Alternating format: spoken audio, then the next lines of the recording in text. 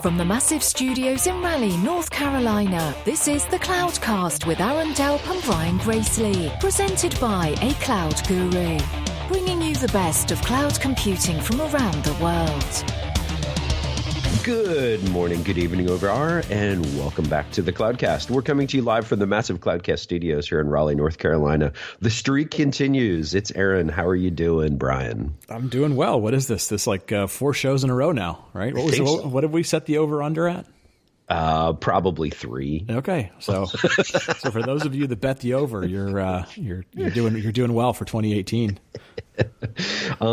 So we have another one. We wanted to kind of talk about the future in 2018 a little bit, but something really different. We've never done this topic before, and it's a spinoff actually of an appearance I did on the Geek Whisperers podcast. And the idea here is let's talk about tech trade shows, necessary evil. In a lot of our careers, a lot of our listeners, we have to go to them sometimes, whether we want to or not. And so let's talk a little bit about it. What's good? What's bad? How to get the most out of them. And Brian, what is your thoughts on it? Because you actually probably attend more than I do this year. Like I peaked a couple years ago, I think. Yeah. I still attend a bunch. And before we jump into that, let me throw out one thing, because we've got 2 weeks left before that's right. You and I do the Krispy Kreme run. So we've got 2 weeks left. We're still a little bit behind of our goal. So people are still making donations, and we're super appreciative of that. But folks, this is our one opportunity to really, as a community, make a big impact. This is a bunch of kids who unfortunately have been, dealt a tough hand. They've got cancer, leukemia. They're struggling with something. And North Carolina Children's Hospital is awesome at taking care of not only them, great doctors and nurses, but taking care of their families. So any little bit that you can give, I know you're being asked by a lot of people to make donations and be generous, but $5, $10, if your company does any sort of matching, we would love to bring the biggest number possible and represent the community that we've done for the last really 5 or 6 years. So we're making this request. You'll hear us doing this the last couple of weeks before the event is like February 2nd or 3rd or first week in February.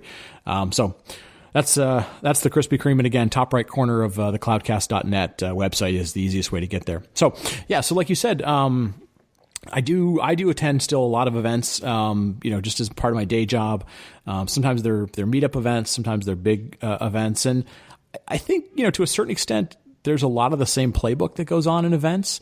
And I think because of that, we've been kicking around a lot of ideas, and we really want to use this show as a means, not just for Brian and Aaron to give you all the right answers to what a show should look like, but kind of use it as a conversation starter. Like what does the community like about events? What do they dislike about events? What could make them better, so that when you spend your time 3-4 days in Las Vegas or Austin or Portland or wherever you're going, it could be better use of your time. So that's kind of where we wanted to get started with this thing. Yeah. So let's start first of all with event locations. Yes. And let's I think you and I have been to just about every major event venue over the years that there is in this country. I could tell you I don't like Vegas. No matter what, I don't like Vegas. But I can tell you I love going to Portland. I love going to Austin. I don't know. What are some of your thoughts on venues, as well as the kinds of events you like? Yeah, I'm not so against Vegas as much as everybody else. So here's to me where the things boil down to. The first is, depending on how big your event is going to be, obviously that's going to impact the size of the venue that you need, and the other thing it really impacts is how easy is it to get there. And the one thing about Vegas is it's super easy to get there. It's pretty much direct from everywhere in the world. And the nice thing is the hotels are like literally right next to the airport. That's kind of a bonus. A lot of places are difficult. Like San Francisco is 2 hops and it's very expensive. And Austin is very cool, but the flights in and out aren't great. And so I think that's a big factor. I love Austin. I'm kind of a barbecue junkie. I know they're starting to have some events in Nashville. At least some of like the DevOps events have been there. That's a cool town. I think more and more people when they go to events, they want to go to a place where it's like, hey, if I stayed for an extra day, like what cool thing could I do? And hopefully not break the bank, right? Because maybe you want to do it with a few other people. Maybe you want to go bike riding. Maybe you want to go hiking. So yeah, I think you and I, having done these for a long time, we both kind of prefer the smaller venues. And I think part of the reason we started this show, doing this specific one, was we saw what happened to AWS reInvent this year, and it was in Vegas, and Vegas is it's an event town. But man, the logistics were just terrible, and I think it got us thinking, like, well, is that the future what we're going to be dealing with? Because we know AWS is a big deal. Yeah, and for me too, like even some of I've been to like Oracle World out at Moscone before they did the renovations, and that's 60-some thousand people, and they shut down the street in between North and South Moscone, and that's where you ate, right? And so for me, I will just say this: my preference is always towards the smaller shows. Probably, if I had to guess, I don't know, maybe sub 10,000, sub 15,000, somewhere in there. The reason why I say that is because for me, what do I want to get out of events a lot of times? It tends to be my chance to do a lot of social networking, a lot of meeting folks that I maybe either haven't met before, or catching up with folks that you maybe only see at trade shows, and really swapping a lot of stories and what's working for them and what's not working for them. And so I tend to be very people focused at these events. And so, I typically am on the solutions floor. I'm making meetings with people. Like you can kind of go to that Geek Whisperer show and see what tends to be my approach to shows.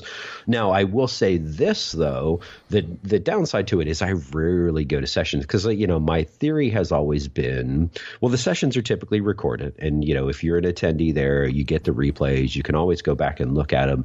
But this is where I will say, my theory falls over because I'm completely guilty of saying, well, I'll just get the replays later. I don't know that I've ever actually gone back and done a replay of a session ever. Yeah. And I don't know if that's a good thing or a bad thing. Like, is that saying I've missed out on all that content? Is that saying,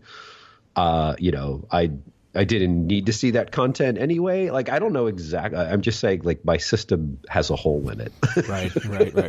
Yeah, I think the takeaway from what we're both saying is, if you're having an event, and it gets to a point where it has to use like multiple venues, multiple facilities to pull it off, and that's gonna be kind of where AWS reInvent is these days. It's kind of Moscone split up. Like, you start to lose a lot of the intimacy of it. The ability to go, like, I'm going to run into people in the hallway because they're in different buildings. Like, that becomes a problem. I do, on the flip side, think that the video recording of sessions has gotten a lot better, right? It used to be, only a few of the sessions would get recorded, and they were kind of the, not handheld video type of things, but they're bringing in professional crews, and they get them published pretty quickly, right? Like, it's usually like the next week they're literally all published out to YouTube. And so, I think my first recommendation would be, look, if your event is going to go beyond one venue, maybe think about, like, I don't want to go beyond one venue. Like, I'm not going to get a great experience for people. I'm going to kind of cut it off so that it stays within a venue, even if it's a big venue. And then be really diligent about the video, because, people are going to start to have to make that something that they're going to have to figure out how to consume after the fact. And if it's in the next week or so, it's still top of mind for them to go, okay, I should still care about that. Yeah. And that's the biggest thing, is how do you, because there's, a lot of time and effort goes into preparing for those sessions, delivering those sessions, and then recording of those sessions and publishing of those sessions. You want to maximize the time involved of all of that, and you want to maximize the efficiency of it all, and for the audience there, both in person and anybody who's going to catch it later. Right. So I agree with you. I think that's probably been the biggest advancement in all of this in the last couple of years. The other one that I would say is just the logistics of, like, the big sessions, right? Like the general sessions. As these events get bigger, the logistics behind the general sessions gets even more complicated of how do you get, all of those folks in a room, or is it that room and then it's simulcast in a bunch of other rooms? And, the general sessions to me, they used to be, I would always go to them. Yeah. Now it tends to be, I don't go to the general session room. I go to one of the other places, or sometimes if I'm busy and I'm catching up, I'll stream it from the hotel room at the event, even sometimes. And so I would say while there's been an improvement in individual sessions, I don't know that there has been an improvement in general sessions. Yeah, I definitely think that the general sessions are getting really long. I mean, people, I know it's your one chance of the year to trot out your CEO and some customers and so forth, but they don't need to be 2.5 hours. They don't need to be 2 hours. They, like maybe an hour and a half is about as long as people are going to put up with, customer stories and testimonials. So that would be my one recommendation. Keep them tighter, like 90 minutes tops. And then the other thing is, don't cram everybody into one room. There's no reason to have to put 5, 6, 8,000 people in there. All that does is it's terrible Wi-Fi coverage. It drains your battery life. It sets you up for a bad day because your phone's not charged. You have all these other rooms that are available for the event, and you stream the thing out live onto the internet. Like, set up some 500 seat rooms, set up some 250 seat rooms that people can go, that are, they're nearby, they're in the same area. That people can just go like hang out, and maybe like a group of people are going to go together. But don't cram 10,000, 12,000 people in, because the logistics of getting back out the door is a nightmare. Don't do that. That's not a good experience for people. Yeah. Agreed. Let's talk a little bit about sessions themselves. We've both been through the process of like submitting talks for sessions, trying to get into sessions. What's your general take? Like, are sessions getting better in general? Are they, are people that present them, are they the right level of technical? Are people getting too enamored with putting like Star Wars and cat memes up there? Like, I don't know. Our sessions, if you had the ability to go to sessions, like, do you find that they still would be useful? Maybe. The reason why I say that is, so the sessions I've personally done and helped out with this year have been my day job. So, we had both an internal big conference as well as our partner and customer conference twice. So, there's 3 big events in which I helped either organize the track or develop content for them. The biggest thing I would say that is kind of a trend with all of the events right now, and this almost kind of goes towards, content in general. I think folks want shorter and tighter as just the general rule of everything. Mm-hmm. The sessions that are, 2-hour technical sessions, it's interesting. People say there's a demand for them, but as somebody who's been a track leader over 1 hour and 2-hour content sessions, they say they want those, but then folks don't show up for them because there tend to be too many conflicts, because it's not just conflicting with one, it's conflicting with 2, potentially others. And so, it's this vying for time aspect that we've been talking about as just a general theme. When it comes to the content, people are looking for very specific things now. People want those live demos. People want less slides, and definitely get to the meat quicker. Than I've seen in the past, without a doubt. Now, I will say this, though. The flip side is there's been a couple tech ones I've gone to where it was just so in the weeds so quick, right? So there is definitely an over rotation that can happen there as well. What's been your experience? Yeah, I think a couple of things. Like this is one of those topics that you could go a million different ways. I think the hardest part about sessions is, every company or every organizer wants to try and get a lot in there. And, we have this constant problem of, man, I want to go to this 12:30 one, but there's another one at 12:30 I want to go to. And there's one, like you said, at 1:00 and I won't get to it. And that's kind of a packing problem that I don't know how you deal with. We used to do a thing when I worked for some of the vendors where we used to give a talk and you would give it 5, 6, 7 times. Like, it would just sort of be always there.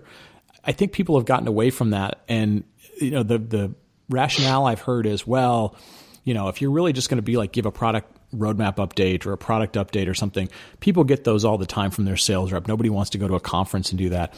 I don't know that I totally agree with that. I think people go to these events, especially the vendor-driven ones, where they want to know what's going on because maybe they're not in those meetings all the time. Maybe their sales rep doesn't get to them. Maybe they go through a channel partner and, so I think if you could figure out some way to just sort of have a sort of a track, it could just be one room and it's, be painful for the product manager or product management team that has to do it. But like you can go in there at any point in time. They're going to have 20 minutes of the roadmap and it's just running on a loop. And then, maybe every 10 minutes, they just do a set of Q&A or something like that. I think that would be a good thing for people to do. The other big thing I've noticed. Well, let me add to that real quickly as well. And this is a bit of I admit I'm going to apologize ahead of time. This is a bit of a rant, and I'm going to step on a soapbox for a second because this actually does hit a bit of a nerve with me. So again, in the day job, I was in charge of a track, actually 2 tracks for my day job's vendor conferences this year for NetApp Insight. And what was interesting is a little bit of the sausage making for a second. You're as a track lead, you're given a certain number of hours. And I wanted to approach it differently of, instead of, let's say you're given 10 hours to make the numbers easy or 10 sessions, right? Instead of 10 different presenters all presenting on 10 topics, and then maybe for the good ones, you present them twice. That's 10 presenters you have to manage. That's 10 hours of content you have to create net new. Why not do 5 and present it twice? Why not do, in basically smaller numbers of content creators present it more times? Yep. Because we were receiving a lot of feedback of like, just because of scheduling conflicts, there's too many things. And so I've actually been a fan of like, okay, what I would actually love to see at any trade show is there's not for every single session, but certainly for the sessions, that there's going to be a certain amount of demand for. Repeat them 2-3 times. There's less content creation for the presenters. There's less overhead for the logistics folks because you're doing the same things over and over. But that tends to be a trend no matter what company it is, that no one really wants to do that. Everyone's afraid by that second, third, fourth time, no one's going to show up. Right. And that's something. So that's, if I had to change one thing about events, you kind of hit a nerve there. I admit it, because that was a big pet peeve. Yeah. The other topic I had, and this will sort of hit both ends of the spectrum. More and more, I mean, there's more and more events, but I think sometimes the organizers sort of forget that, where your niche is, where your market segment is in the sort of adoption curve. And I think we tend to skew sometimes way too advanced. I think there's a lot of people that, I don't care if you listen to this podcast every week or you try and keep up with what's going on. Like, it's hard to sort of know all of it. I think we've almost abandoned completely, or it feels like in a lot of cases we've abandoned completely, like, what are the basics of whatever thing you're trying to pitch at your show? You're trying to teach me a technology, you're trying to learn. Like, I feel like we've over-rotated away from the basics so much, or the basics get such a small chunk of time that's got to kind of get readdressed. Especially, I mean, we hear it, like we heard from like the folks at A Cloud Guru told us, they said, hey, the biggest request we get is for the basic stuff for cloud computing. Like, we feel like we're 7 or 8 years into cloud computing and they're still getting the biggest number of training requests they get are the most basic things. And so it's like, as an organizer, don't ignore that you're going to have new people coming to your event. Don't get enamored with, we doubled the population of people who just showed up. We had a thing at KubeCon this last couple months ago or a month or so ago, and like 3/4 of the people were like, I've never been to a KubeCon event before. I've never been to a container event before. Like, know your audience and don't skew completely to the super advanced just because you're like, oh, it's, we got to hear that person talk again. They give such great talks. Everybody loves their talks. Like, give them one and let them, kick ass with it. But, don't be afraid to make sure that you're building a really good foundation of people that know your technology or love your community or whatever it is. Yeah. Yeah. And kind of a last topic here. There's this idea of independent events and vendor events. And we've been to a lot of both. And I think you get a completely different vibe and a completely different goal out of the event organizers. And I wanted to really highlight and talk about that one for a little bit as well, because obviously on the vendor events, it is at the end of the day, they're trying to either get partners or customers on board. They're trying to get them excited and willing to adopt a certain technology. But let's be honest, they're also trying to generate sales for their company. Look, these events, right? if these events, especially the vendor-driven ones, are the biggest sales meeting they have of the year, period. And end of story. Like, that's what they are. Don't kid yourself if you think there's something else. And then community and all that other stuff sort of is a nice byproduct of them. Yep. But the independent events tend to be the exact opposite of that. Yes. This is doers. This is community. This is folks that really just, I have a problem in my day job and I want to solve it. Right. And that, to me, actually, I love the skewing of the independent events, and for me being able to attend those kinds of events, because I tend to actually take more away from those. Now, let's be honest, I'm not necessarily a practitioner in my day job anymore, but it allows me to put on my solutions and architecture hat and go, okay, that's how they're solving those problems. Right. And that is actually almost more directly relatable a lot of times. Yeah. No, I think that's, and again, that sort of goes to the yin and yang of all the stuff that we've been talking about is, the vendors ones tend to skew certain ways in terms of size, in terms of message, and the independent ones don't. Although some of the independent ones are getting much bigger, right? KubeCon is a great example of that. I mean, it's up to 5,000 people, and it's a nice trade off to something like DockerCon, which is Docker specific. And hey, let me throw one last topic out here. And I know you and I have both had to live through this, but it's like you said, people love demos. Demos are becoming a bigger part of what people do, and less slides, which again is always good. Like, show us that stuff works. You got any recommendations for people to give demos? Because I know I got a whole soapbox full of them that I'd love to jump into. I love how you said it's a whole soapbox full of them. So for number one, always defer to the live demo first, with the big caveat, assume the conference Wi-Fi won't work and you'll have to have a video backup second. So for me, that is the number one guidance I have for everyone doing these is be willing to do it live and be willing to muck up and make mistakes, because it personalizes everything and it's a 10 times better demo. But be willing to, at the first sign of trouble, drop to that video backup. Now, the other bit of advice I have is, oh my gosh, for the love of God, if at all possible, don't sit there and do a command line demo on a big screen. Like, that just makes my skin crawl.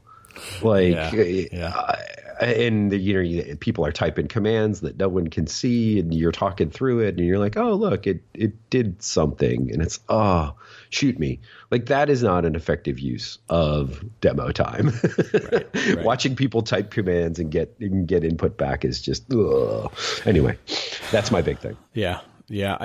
So here's my couple of tips and tricks and so forth. So especially if you're doing a demo that's part of a keynote, right? And I think you got to separate the ones that are in a keynote versus the ones that are in like your breakout session or something. Yep. But mine was breakout sessions. Keynotes, right. I completely agree. Different. And I very much agree with you. Like, the CLI one is painful because typically what happens is, I mean, yes, they'll make the font bigger and so forth, but it's hard to read from the back. You always have typos.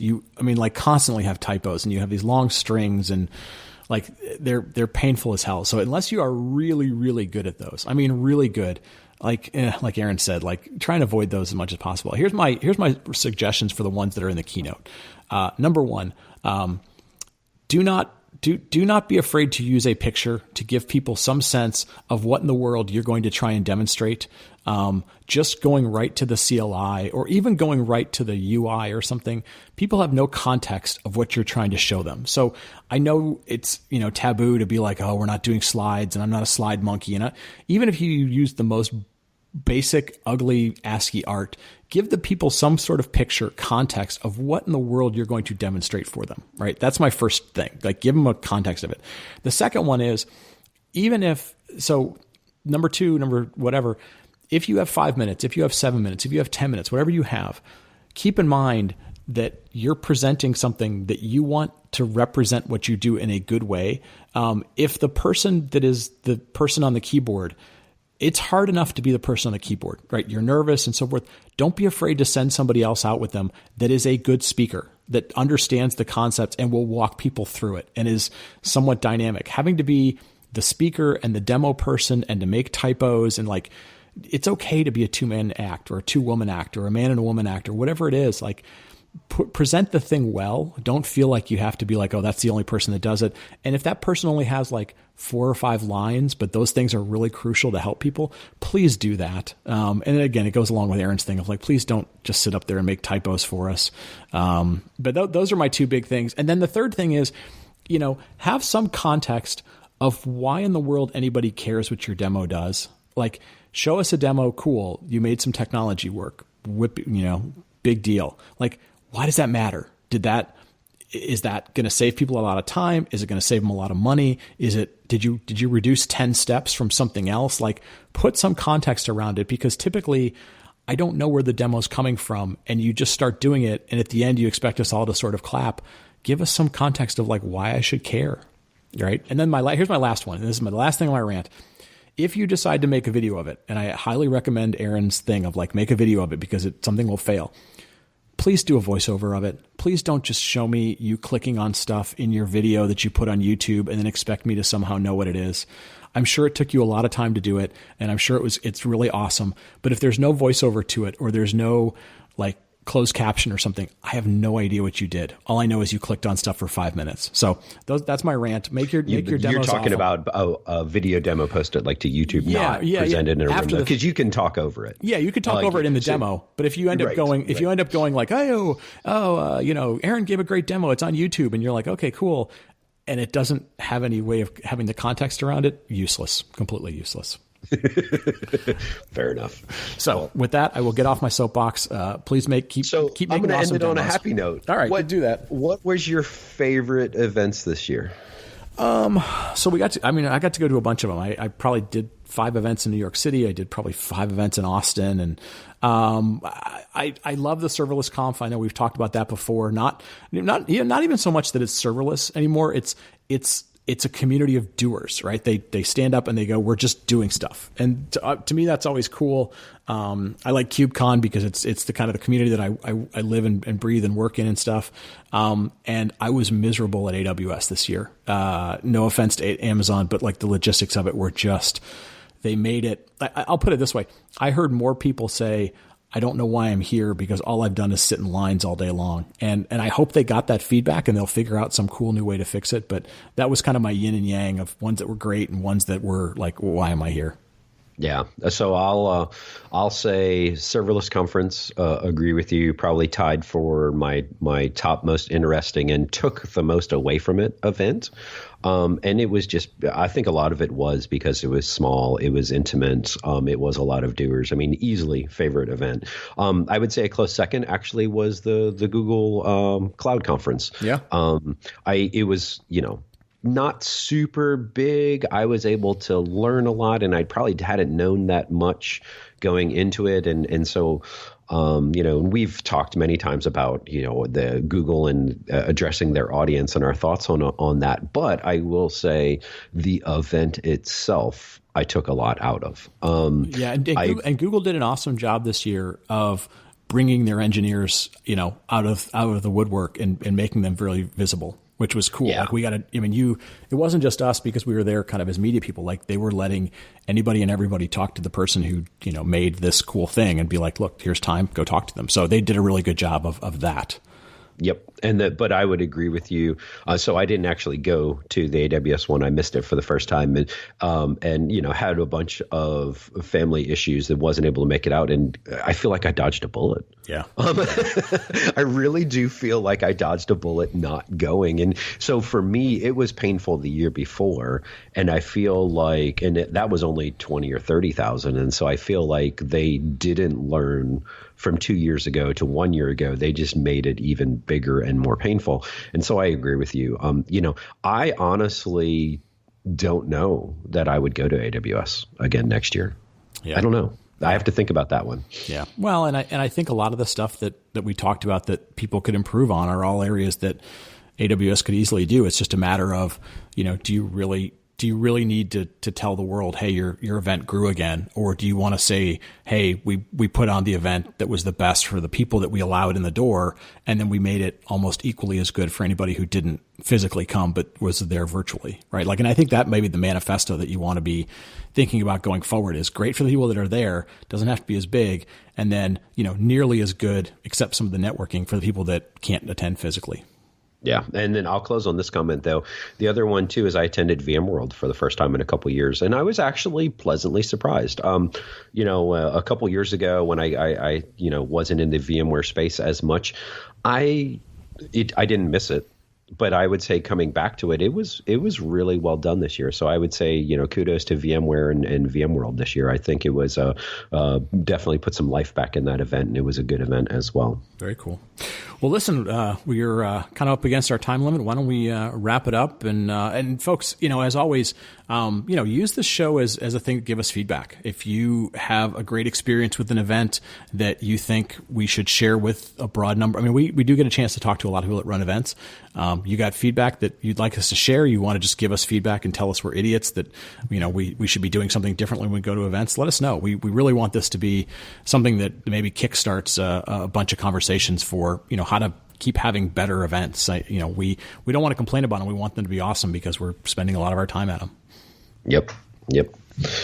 All right. So on behalf of Brian and myself, thank you very much for listening this week, and we will be back next week.